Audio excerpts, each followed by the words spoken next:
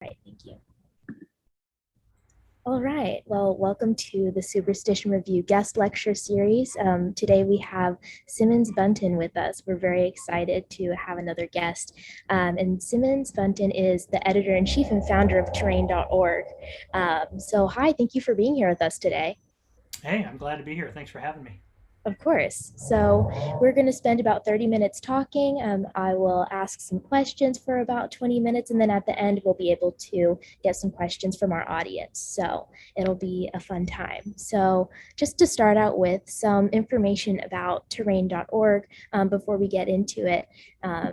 From your website, terrain.org is the world's first place-based online journal. We were founded on a vision of marrying literary work, poetry, creative, nonfiction, and fiction with articles and community case studies. So, Simmons, would you please tell us about the journey of starting terrain.org and growing it to where it is today? Sure, yeah.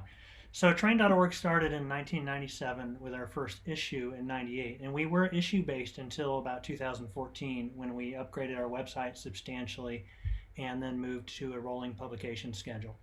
And in those, gosh, almost 25 years now, we've grown considerably. For, I don't know, 10 or 12 years, it was just me managing Train.org, and then eventually we brought on editors and assistant editors and editorial board we've really had from the get-go, but the editorial help is great. We wanted to start as a print publication, as so many did back then. I mean, this is not exactly the dawn of the internet. I think Al Gore is responsible for that. But sometime after Al Gore invented the internet, we came along. And in fact, our first URL was bod.net/terrain. We quickly realized, well, we better get a domain name that matches who we are and what we're about. And for if folks are interested, terrain comes from the A.R. Ammons poem of that name, Terrain. Anyway, so we wanted to be a print journal, realized that we had neither the experience nor the money for that, so started online. And it's just grown since then, and it's been a lot of fun. And as I like to say, besides my babies, my daughters, who are no longer babies at all, it's my baby. I'm sure. I mean, working on it by yourself for 10 to 12 years is amazing. The fact that you grew it so much and were so dedicated to the publication for so long and still are, of course. That's really amazing. So that leads into the topic of today's discussion, which is advertising. This is kind of the lecture for our advertising coordinator. So what is the importance of advertising in the literary world? Yeah, well, advertising in any world is, if you have something to offer, pretty important. And you probably don't know, but I work actually in marketing and communications down at the University of Arizona as sort of the paying gig. Terrain for all of us, and we have now 17 editors, is an all volunteer organization and effort. And so we have a limited budget because of that. We don't have any advertising on the website itself. We don't have any uh, we don't ask people to pay for contributions with the exception of the contest, which has a prize. And so for us, advertising is unique, right? And we got that model from Orion Magazine, if you're familiar with that. It's a print journal. And I really love what Orion has always been about. At the heart of it is beauty, and that's something we try to emulate online with train.org, regardless of what the contribution is. So that makes a real challenge when it comes to advertising, though, right? If you're not going to have advertising on your website, how can you get the word out about your journal? In our case, we've done multiple things. I mean, we have advertised in like Poets and Writers and some other writing magazines, and that I think is okay. Back when we first started, I think that helped a lot. What I find now is that our best advertising is really three things. First, it's word of mouth, just people who publish in train.org and share the news about that, whether that's in person or online. Second, going to conferences like AWP or ASLE. Those are big conferences for us to really reach an audience, to help folks know about terrain.org. I mean, you're competing, if you go to AWP, for example, you're competing with, I don't know, what, another 500 of your neighborhood literary journals, but that's okay. It's fun. I actually really love that sort of excitement around that. And the third thing really is boosting social media posts has helped us a lot, particularly on Facebook. So whether we're advertising our submission period or our contests, that has helped a lot. And I guess actually maybe a 3B is recently we switched over to Submittable. And Submittable has really increased our traffic too. I think just being on that platform where a lot of writers submit their work by default, and knowing that Submittable sort of recycles in a good way kind of those who they're hosting and lets folks know about them. That's been a real boon for us too. Or, I mean, sometimes our editors, our readers think maybe it's not a boon, but it's, it's a good problem to have. Those are all really great ways of working on advertising. And it's interesting how, I mean, it must have been interesting working on this publication for so long, seeing the changes in advertising over time. Like you brought up, now social media is huge. And I know that it's a huge part of Superstition Reviews, how we advertise as well. So it's interesting to see those changes over time. Yeah, and I'm really impressed with Superstition Review, how active you are. I mean, I know you reach out to us, for example, on social media exchanges and stuff, and we should be better about that. But with limited resources, when we have interns who can help us, that's great. We have that capacity. When we don't, we're sort of limited there. Absolutely, which we totally understand. And yeah, we do have a couple interns working who, this is actually Kate here, who is our advertising coordinator for this semester. So I think we emailed earlier today, Kate. mhm. Yeah, yep, we did email. Getting to meet, so that's fun. But yeah, so everybody's working hard on all of the different things to do for Superstition Review. And so speaking of emails and all of that, here at SR, we do a lot of emailing with editors at other literary magazines, of course, and we're constantly striving to make that communication better. So what advice do you have about writing email correspondence to other editors?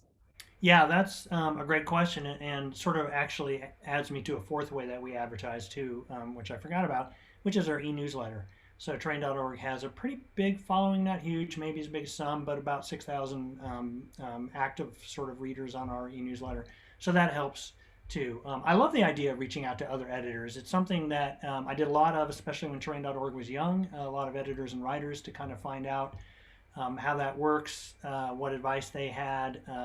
If somebody's on a journal, if they're not a member of the Community of Literary Magazines and Presses, or CLMP, I definitely recommend that. They've got a great listserv for communicating too, so you don't necessarily have to email each and every magazine separately and ask folks there about stuff. You can just send out to the listserv. That's a really great resource. I think actually the best resource for a literary magazine of any size out there. Otherwise, I mean, it's always fun to have conversations. And I mentioned AWP and ASLE and these large writers and publishers conferences. Same sort of thing. I mean, I met Patricia, right, at Nonfiction Now up in Flagstaff, I think. And it's always great to kind of communicate with other editors, see the work they're doing. Um, you know, maybe some journals get, I don't know, protective, territorial, jealous even of what others are doing. And I'm not that way with terrain.org. And maybe for the same reason, we've never sort of wondered sort of what our role is or who our audience is and what our, sort of responsibility is. Frankly, I think we need more literature out there, especially literature that speaks to the social and environmental ills of the world today. So the more magazines that are doing that, the better. I agree. And you bring up a great point of the community surrounding literary works and magazines, publications.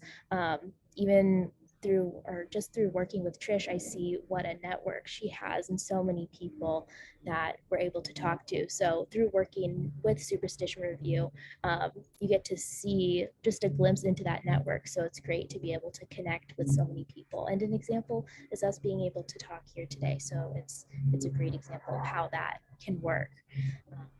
So Yeah, it's go great team. that, oh yeah. And it was great that you mentioned your newsletter, because we also wanted to ask some questions about that. That's something that Kate will be working on this semester as our advertising coordinator. So what is the process like for building a newsletter?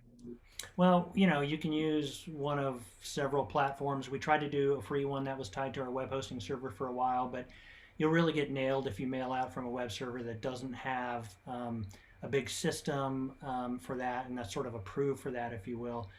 So eventually we moved over to MailChimp, and that's where we're at now. Constant Contact is the other big one. I'm sure there are a couple others. And, they have pre-built templates, or you can build your own. I have a background in web development, so it helps both with the HTML email and sort of the website itself. But you don't really need that kind of experience anymore for either of those, in fact. Um, and we just make sure that on your website you have a subscribe option, and you're sharing that periodically on social and other ways to do that. And ours grow as we get. I don't know. We add 10 subscribers a week, maybe 10 to 8 to 10 or something like that. It seems to be, again, since we've gone to Submittable, it's increased a little bit as more people have discovered us. And related to that sort of discovery, which isn't the same as advertising, but sort of related. Maybe it's the communications instead of the marketing side. I feel like if you can place something you've published in, I guess, a venue that's going to help promote that, not just going viral on social, but like long form or one of the sort of journalism aggregators and resenders, you can get a lot of traffic that way, and that'll help too. We published a piece on the cats and dogs who eat cats and dogs by Clinton Peters, and I don't know if it was the cats and dogs as a subject on that, but that really took off. And in fact, we got more views on that in like the next 3 days than we usually get on average in a month, or pretty close to it anyway. So we had a bunch of people sign up for our e-newsletter then too, when they discovered. I mean, that's one of the most exciting things, right? When somebody discovers what you're doing and signs up for that, and yeah, they might unsubscribe later as well. And I guess another key with that is for your submissions, make that part of your submissions if you're using a form or whatever it is, that they have the option to subscribe to your newsletter when they submit. That's a great idea too, about having that submission or having that link for the newsletter where people submit as well to get Yeah, we that do, out and there. we'll add them, and then you can tell that okay, well, those are people who really don't want to be on there. They thought maybe if they were to get selected, they'd be on there. I don't know, whatever the case is, and that's okay. I mean, obviously, they have to have the right to opt out. We totally respect and understand that. And so, what's your philosophy for the content of the newsletter? What goes on, what doesn't? How do you prioritize that? It's really about what we publish and just sharing that, as well as any events we have. We do now a monthly reading series online on the fourth Monday of each month. So we use it for that as well. Any other advertisements? I shouldn't say advertisement, but any other promotions we're doing, maybe a contest submission period, etc. We use it for that. But generally, we try to keep it every 2 to 3 weeks. We're not as regular as many. Again, that's kind of a capacity challenge with us at train.org. But I think every other week seems about right anyway. And so we'll just do a selection of what we published over that period. We average 3 to 6 pieces a week, depending on the week. And so, if you go 2 weeks, that's still anywhere from probably 8 to 10, 8 to 12 pieces that you're promoting in there, which is plenty, I think. I don't subscribe to the perspective that some e-newsletters do, which is you write a text introduction. I think that's great. It's not even a capacity issue for us. It's more like, well, let's just get to the content that we publish and let folks know about that, rather than sort of rambling on a little bit before they do that, and giving them an excuse not to scroll down and see everything that's included. That's a good point about the opening, because I think I've been guilty of that in writing like newsletters for other clubs and things. I want to say a quick hello, but then it gets a little bit too long. Then I'm like, nobody's going to even get to the important part. So that's a good point to just keep in mind for things like that in general.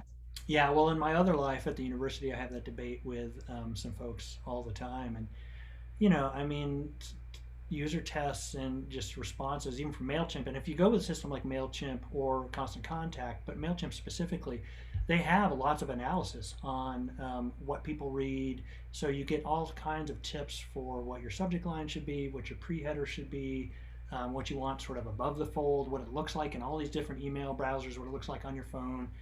So that's really helpful too. Yeah, definitely a lot of things to keep in mind.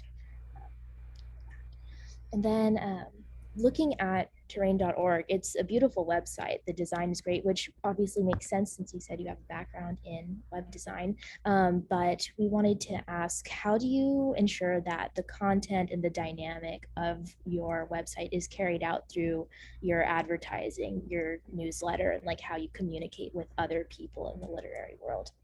Well, that's all about promoting a consistent brand, right? I mean, you want your logo, you want your images. If you have an image scheme, which we really don't at train.org because it totally depends on the contribution, your colors, your fonts, whatever you want that to be as consistent as possible. So that when folks see something like the S and with the R in the brackets for superstition for review, for example, that they know that that's who you are. So when they see the flower, the little logo that we have, we hope that they recognize that that's train.org ultimately. I mean, if they know who we are, of course. So it's just about paying attention to detail, really, and ensuring that that's in all your communications one way or another. Yeah, that also kind of relates to the last guest lecture that we had related to LinkedIn and creating a personal brand. So the similarities between a personal brand and then a public brand, just being consistent in your imagery and things like colors, like you said. So those are great examples of things to keep in mind. So from a personal perspective, now I'm interested. Should we always be wearing the same color then? Is that what they were recommending on their LinkedIn thing? All your photos have the same back? No, Teasing. our guest speaker was saying that she uses the same profile picture on all of her social media. So her same profile picture on LinkedIn and then others. Mm-hmm. Um, but just from a fun perspective, I mean, I know some people have a reputation for always wearing black or something like that. So Yeah, I work with it works in architects, both, and that seems to be the required wardrobe for architects. right? Okay, well, those were all of the questions that I had prepared. So let's open it up to the audience now. Anybody is welcome to unmute themselves and ask questions, or you can send them in the chat and I'll read them out loud as well, okay?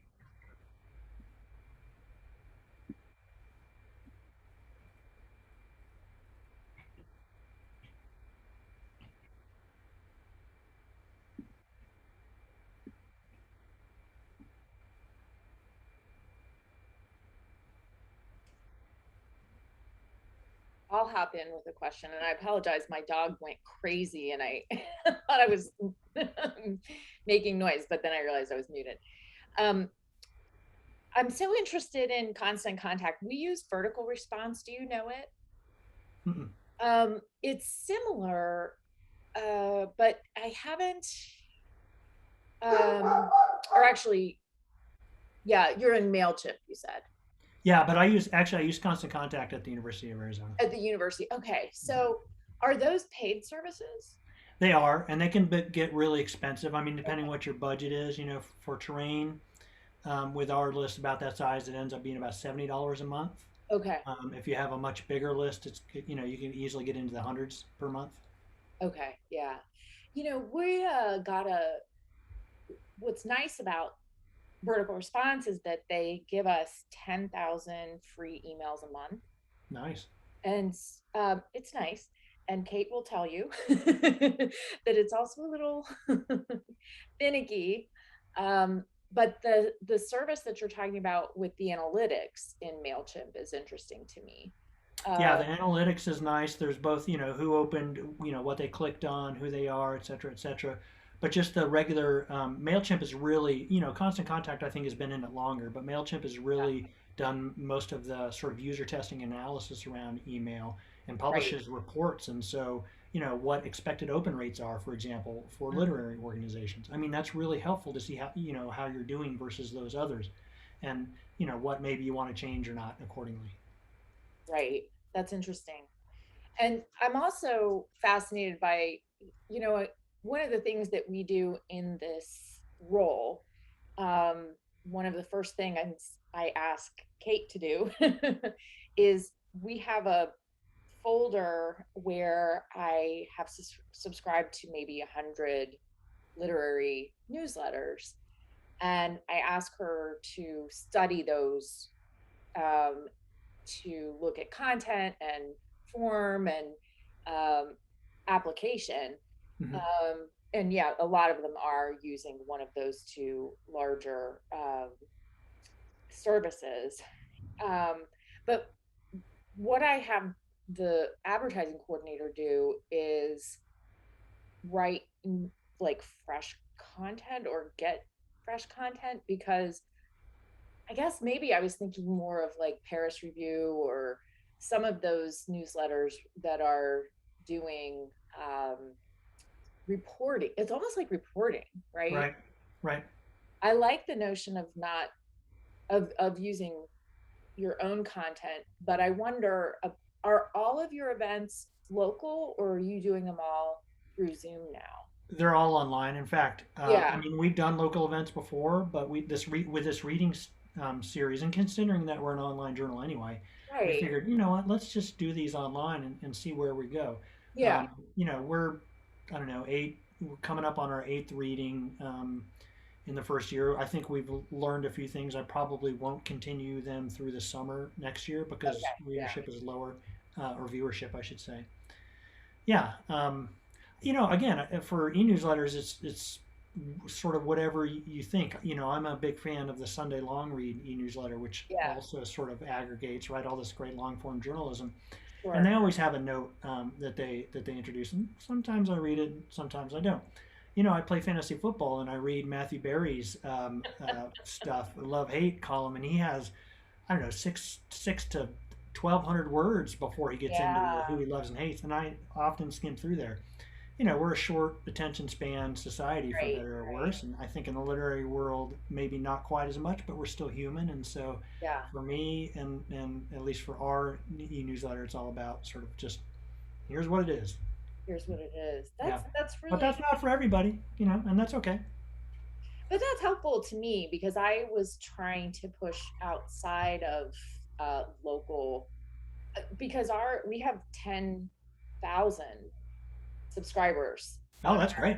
list, and so we just send once a month Hmm. because they're free. Hmm.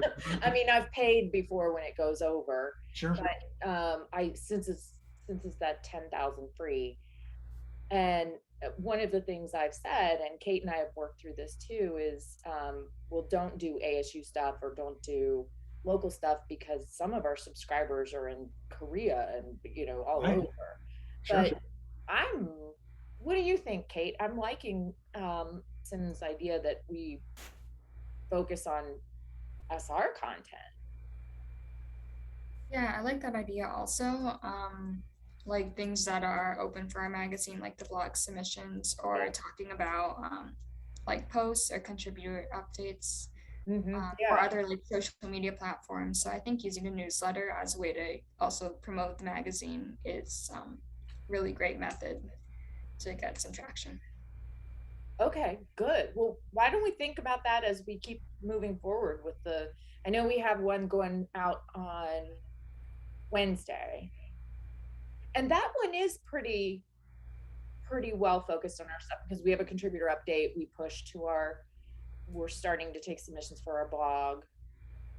Why don't we continue to think about it that way? Because it's interesting, because I have struggled to um,